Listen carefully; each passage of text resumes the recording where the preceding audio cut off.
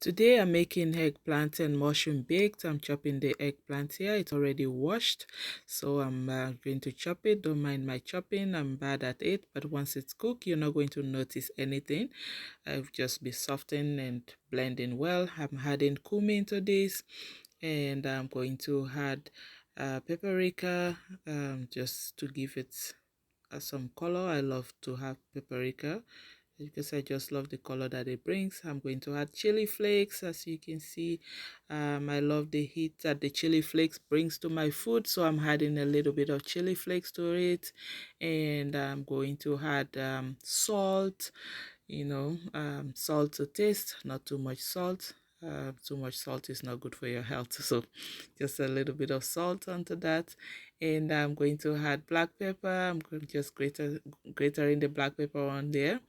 And I'm going to add the chili chicken broth, like the powdered one, onto it.